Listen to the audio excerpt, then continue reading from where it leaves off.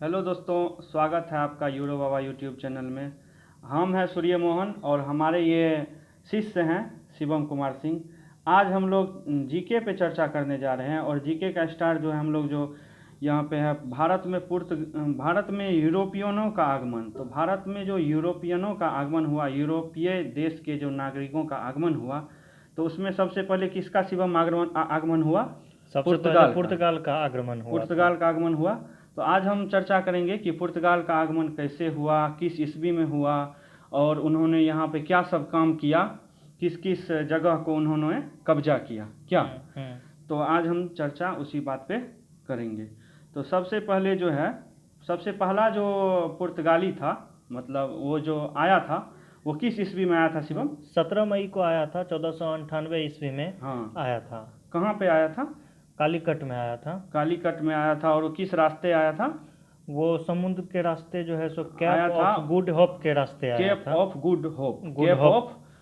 Good hope के रास्ते वो आया था और उसका नाम था क्या? Vasco D gamma. यानी इस पॉइंट को हम याद रख सकते हैं और ये बहुत ही महत्वपूर्ण पॉइंट है कि वास्को डी गामा नाम का एक पुर्तगाली था जो 17 मई 1498 को कैप ऑफ गुड होप के रास्ते कहाँ आया था? कालीकट पहुंचा था। भारत के कालीकट बंदरगाह पे पहुंचा था। तो आपको एग्जाम में ऐसा क्वेश्चन आ सकता है कि पहला जो पुर्तगाली था वो किस बंदरगाह पे पहुंचा था। तो आपको आंसर देना है कालीकट बंदरगाह। 4 ऑप्शन दिए जा सकते हैं। भारत के कालीकट बंदरगाह पे पहुंचा कालीकट बंदरगाह पे पहुंचा था। इस पॉइंट से हम 2-3 क्वेश्चन निकाल सकते हैं। जैसे सबसे पहला पुर्तगाली कौन आया था? तो वास्को डी गामा आया था। किस ईस्वी में आया था? 1498 ईस्वी में। 17 मई 1498 ईस्वी। किस डेट में आया था? तो 17 मई को आया था। 17 मई को आया था। बहुत ही इंपॉर्टेंट पॉइंट है। आगे हम चल रहे हैं कि वास्को डी गामा का जो है स्वागत किसने किया था? जोमिरोन ने किया था। जमेरीन ने किया था। जमेरीन ने किया था वास्को डी गामा का स्वागत। कहाँ पे? कालीकट बंदरगाह पे। इसके बाद अगला जो हमारा इंपॉर्टेंट पॉइंट है वो है हमारा, पुर्तगालियों ने अपना पहला दुर्ग 1503 ईस्वी में बनाया था।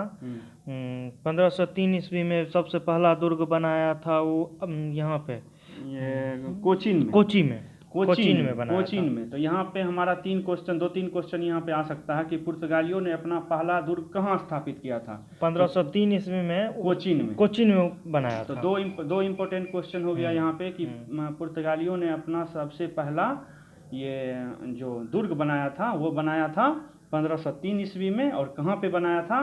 तो कोचीन में हो गया।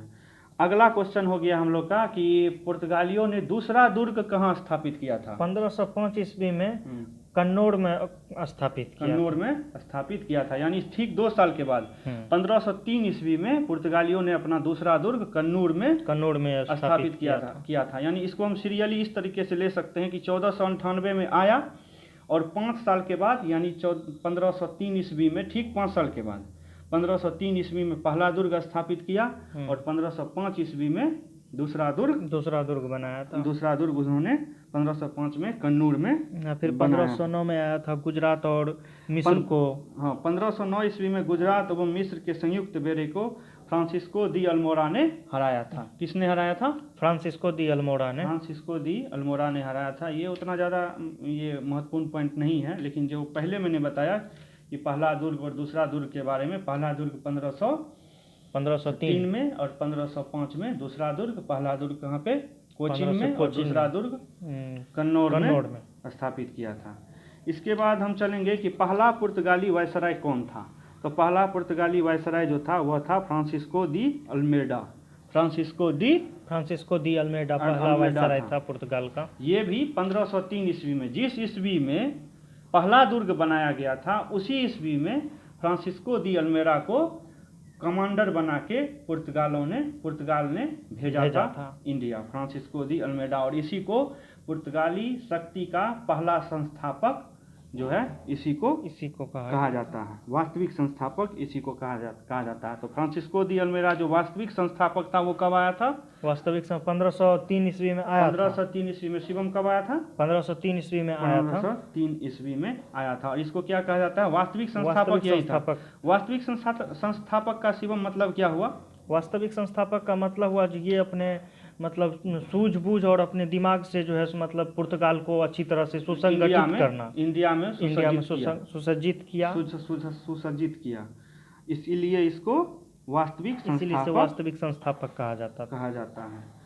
अल्बुकर्क ने गोवा का अधिग्रहण किया था कब? 1510 ईस्वी में। 10 ईस्वी में बीजापुर के जो राजा थे उनसे लड़के, उनसे युद्ध करके अल्बुकर्क ने क्या किया? 1510 ईस्वी में गोवा को जीत लिया था। किसको जीता था? गोवा को जीता था 1510 ईस्वी में। उस समय बीजापुर का सुल्तान कौन था? यूसुफ आदिल शाह, जो कि उस समय बीजापुर के संस्थापक था, सुल्तान थे। उससे इसने क्या किया? उसे जीता था किसको?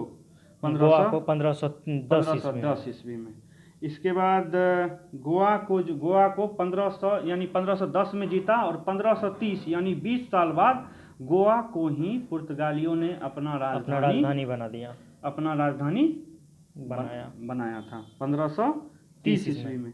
पुर्तगालियों ने दमन और दीव को भी कब्जा किया था। दीव को किया था कब शिवम? 1535 में। 1535 में। और दमन को 1559 में। 1559 में कब्जा किया था। और ये कब्जा कब तक चला?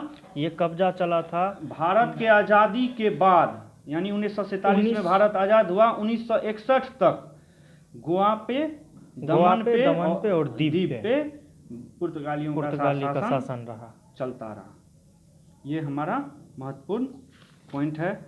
इसके बाद हम आगे जानेंगे कि गोवा जो है किस चीज़ के आयात के लिए सबसे प्रसिद्ध था?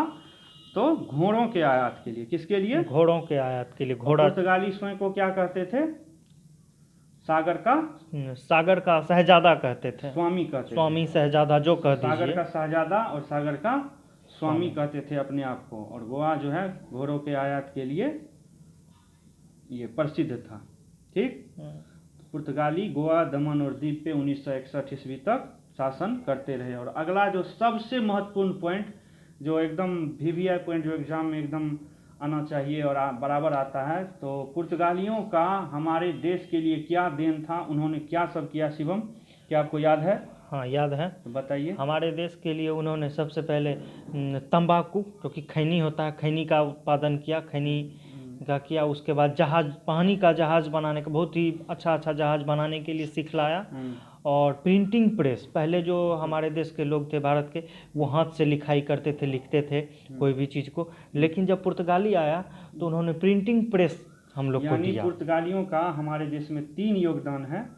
जो 3 योगदान हो गया, प्रिंटिंग प्रेस का, जहाज निर्माण का टेक्निक और तंबाकू की खेती करने को उन्होंने उन्नत तरीके से हम लोग को सिखाया। ये पुर्तगालियों का हमारे देश में योगदान है।